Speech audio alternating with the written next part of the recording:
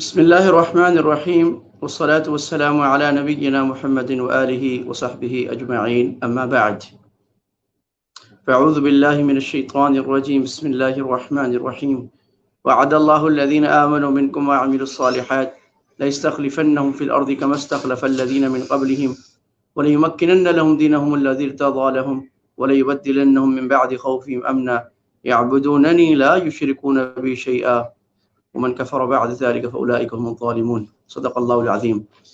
میرے عزیز دوستوں، بزرگوں، بہنوں، السلام علیکم ورحمۃ اللہ، اور پاکستان کا یوم آزادی آپ سب کو بہت بہت مبارک ہو۔ 75واں یوم آزادی ہے آج، اور اللہ کے فضل سے ہر سال ہم مناتے ہیں۔ جب ہم چھوٹے ہوتے تھے اس وقت تو یوم آزادی کی جو سیلیبریشنز ہیں وہ بہت زیادہ جذبے سے منائی جاتی تھیں، ایک جوش، ایک شوق ہوتا تھا، ہر گھر پہ جھنڈا، جھنڈیاں، بچے بھی۔ اب وہ جوش اور وہ ذوق اور وہ شوق تو نظر نہیں آ رہا۔ ایسا لگ رہا ہے کہ ہم اپنی اگلی نسل کو آزادی کا پیغام اور قربانیاں اور اس کا مقصد منتقل نہیں کر پا رہے۔ اسی مقصد کے لیے آج میں مختصر سی بات 10 منٹ کی اسی پر عرض کروں گا کہ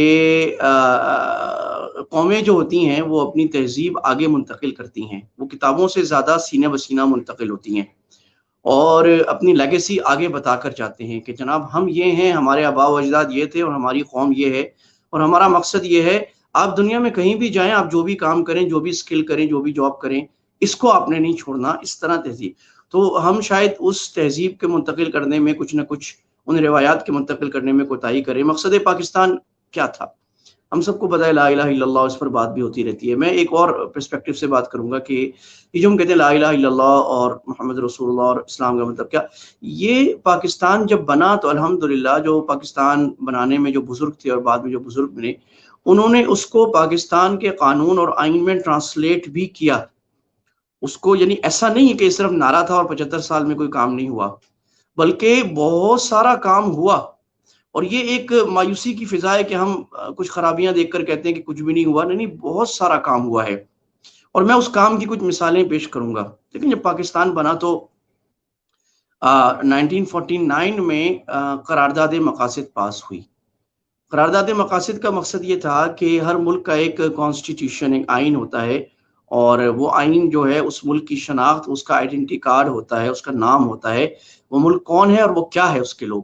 تو اس پر 3 سال ڈیبیٹ ہوتا رہا پارلیمنٹ میں، اور جو پہلی آئین جو اسمبلی بنی وہ آئین ساز اسمبلی بنی کہ ہمارا آئین ہوگا کیا۔ ہم نے ملک اتنی 10 لاکھ ایسٹیمیٹڈ قربانیوں کے اوپر کیوں لیا؟ آخر ہم نے بعض مسلمان قائدین اس کی مخالفت بھی کرے تھے اور اکثر بہرحال سب کا اتفاق تھا۔ تو اس کا مقصد طے ہو تاکہ ہم مقصد سے پاکستان کو ایک نئے مستقبل کے ساتھ، ایک نئے مقصد کے ساتھ چلا سکیں۔ 3 سال جب ڈیبیٹ ہوتے رہے تو آخر میں پارلیمنٹ نے فیصلہ کیا، ایک قرارداد مقاصد بنائی۔ اور قرارداد مقاصد اگر آپ پڑھیں گے جو آج بھی پاکستان کے آئین کا حصہ ہے، کہ اس میں لکھا تھا کہ قرآن و سنت کے خلاف کوئی قانون نہیں بنے گا، اسلام پاکستان کا مذہب ہوگا۔ اس میں لکھا تھا کہ مملکت یہ کوشش کرے گی کہ مسلمانوں کو عالم اسلام سے جوڑے، عربی سے جوڑے، اسلام سے جوڑے، اور پاکستان کی محبت میں ہر ایک کچھ کرے۔ پاکستان کی مخالفت اور اس کو توڑنا، اس کے نظریے کو خراب کرنا بغاوت ہوگا۔ یہ قرارداد پاکستان میں لکھا تھا، اور ہم سب قائد اعظم کے ہاتھ پر یہ عہد کرتے ہیں، قائد اعظم کے نیابت میں، کہ ہم اس کو آگے اسی نہج پر، اسی مقصد سے چلائیں گے۔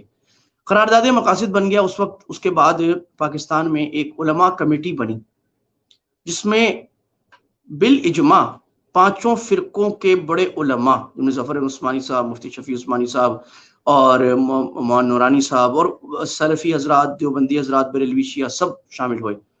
اور انہوں نے ایک چارٹر بنایا کہ پاکستان کا جو اسلامی شناخت ہے وہ کیا ہوگی، اور یہ ڈاکومنٹڈ ہے۔ تو اس میں اس بات کی بھی نفی ہوگی کہ ہم کہتے ہیں کہ جی پاکستان میں اگر اسلام نافذ ہوگا تو وہ دیوبندی ہوگا، بریلوی ہوگا، حنفی ہوگا، شاہ اہل حدیث ہوگا۔ وہ سب نے طے کر دیا کہ عمومی جو باتیں ہماری، ان سب پہ ہمارا اتفاق ہے۔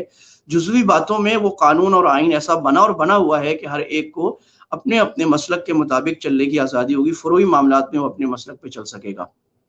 پھر جب 1973 کا آئین آیا تو وہ پورا اسلامی آئین تھا، اور اس کا کریڈٹ اس وقت کی حکومت اور قیادت کو جاتا ہے۔ پیپلز پارٹی کی قیادت ذوالفقار بھٹو صاحب کی قیادت تھی کہ وہ جو آئین آپ پڑھتے ہیں تو اس کی تقریباً اگر میں بیان کروں وقت کم ہے کہ تقریباً اس کی 25 سے 30 شقیں ایسی ہیں جس میں اسلام کا نام لکھا ہوا ہے. قرآن و سنت، supreme law, sovereignty belongs to Allah, اقتدار اعلیٰ اللہ کا ہوگا. اس کو ہم سمجھتے نہیں. اس کا مقصد کیا ہے؟ اس کا مقصد یہ ہے کہ جو ڈیموکریسی ہے، ویسٹرن لبرل ڈیموکریسی، جو آزاد ڈیموکریسی ہے، اس کی بنیاد جو جس بنیاد پہ وہ کھڑا ہے نا، جس سریے پر، وہ یہ ہے کہ حاکمیت اعلیٰ عوام کی ہے. اور پاکستان میں ہم نے یعنی یہ کہہ کر ہم نے گویا کہ لبرل ڈیموکریسی کی ساخت کو ہی بدل کے رکھ دیا، اور ہم نے کہا کہ اقتدار اعلیٰ عوام کی نہیں ہے، اللہ کی ہے. لبرل ڈیموکریسی میں لکھا ہوتا ہے کہ وزیر اعظم اور صدر اور پارلیمنٹ جو ہے وہ عوام کی نمائندہ ہے. پاکستان کے آئین آرٹیکل نمبر 2 میں لکھا کہ نہیں، وہ اللہ سبحانہ و تعالیٰ کی نمائندہ ہے، اللہ کے عطا کردہ عہدے کے امانت کے طور پہ استعمال کر رہے ہیں. اس کا مقصد یہ ہے کہ پاکستان کی جو پارلیمنٹ ہے اس کو الیکٹ تو عوام کریں گے، یہ بھی کوئی غیر اسلامی طریقہ نہیں، ٹھیک ہے، لیکن الیکٹ ہونے کے بعد اگر عوام کی خواہشات کچھ اور ہیں، 90% عوام مثلاً کہتے ہیں کہ ہمیں یہ گناہ چاہیے، ہم نے یہ گناہ کرنا ہے، یہ غلط کام کرنا ہے، اور اللہ یہ کہتا ہے کہ یہ کام نہیں کرنا، تو پارلیمنٹ اس بات کی پابند ہے کہ عوام کی بات نہ مانے بلکہ اللہ کی بات مانے. یہ فرق ہے لبرل ڈیموکریسی میں.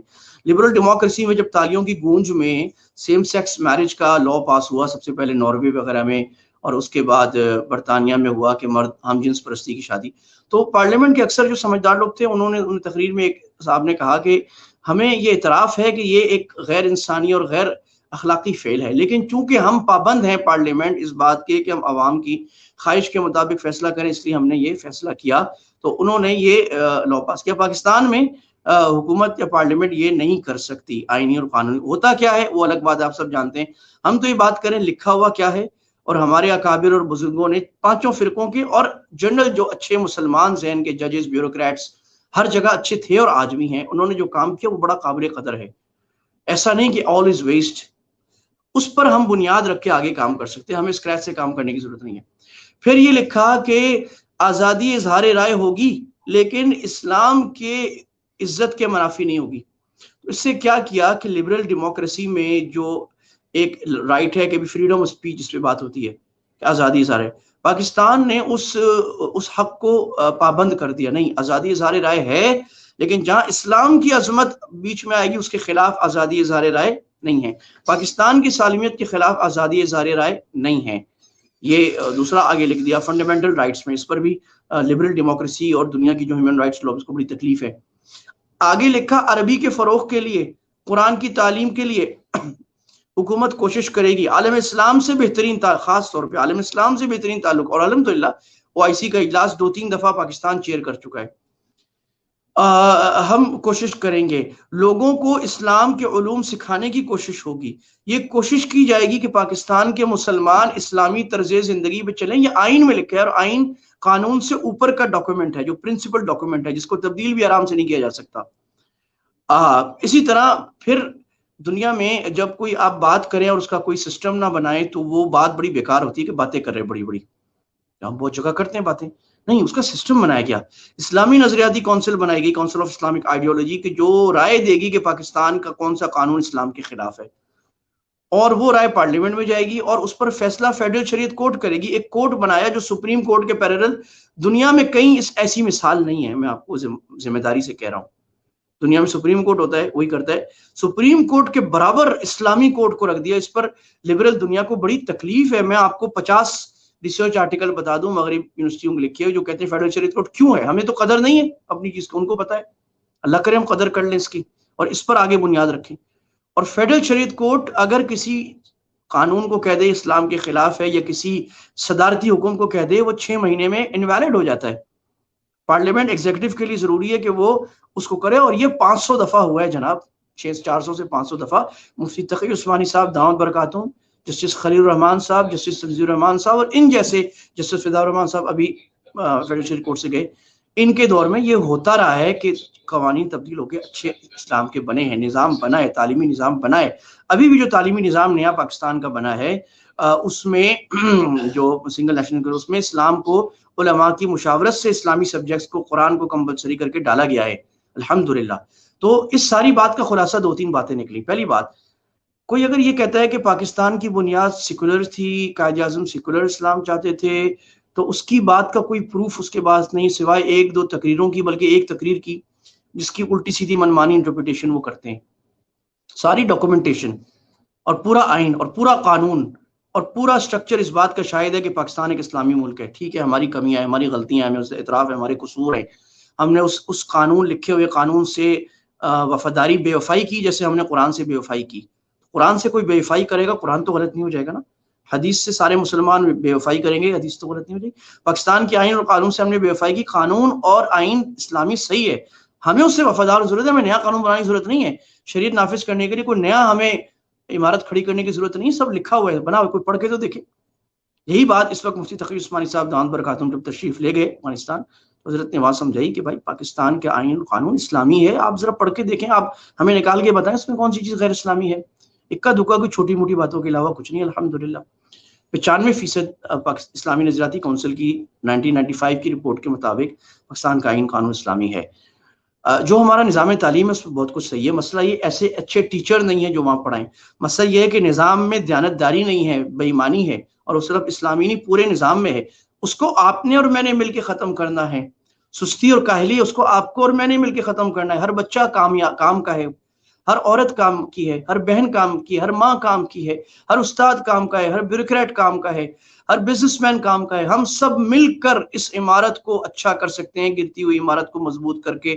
ہم نے اپنے اپنے حصے کا گارا لگانا ہے، اپنے اپنے حصے کا سیمنٹ لگانا ہے، اپنے اپنے حصے کا بلاک لگانا ہے۔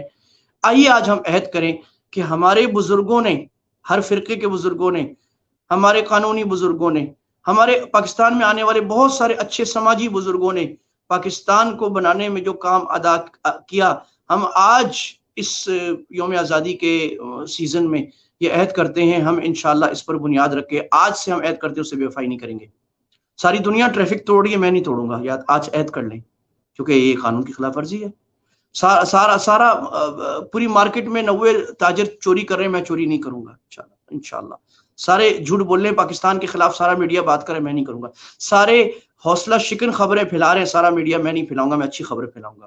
میں اللہ کے نبی کی سنت ہی اچھی بات کرنا، میں آج سے پاکستان کی نیک نامی کروں گا اور پازیٹو پاکستان کا ایک پیغام دوں گا، اور پاکستان کو ایک صحیح معنی میں اسلامی فلاحی ریاست حکمران نہیں بنائے گا، وزیر اعظم نہیں بنائے گا، ہم عوام مل کے بنائیں گے۔ دنیا میں جہاں بھی ترقی آئی، قومیں تبدیل ہوئیں، جرمنی تبدیل ہوا، کوریا تبدیل ہوا، سنگاپور تبدیل ہوا، عوام میں شعور آیا، ان کو لیڈر اچھا ملا۔ آئیے اس عزم کے ساتھ ہم یوم آزادی منائیں۔ پاکستان زندہ باد، پاکستان پائندہ باد۔ صلی اللہ تعالی علی خیر خلقہ سیدنا مولانا محمد و آلہ وصحبہ اجمعین، آمین برحمتک یا ارحم الراحمین۔ السلام علیکم ورحمۃ اللہ وبرکاتہ۔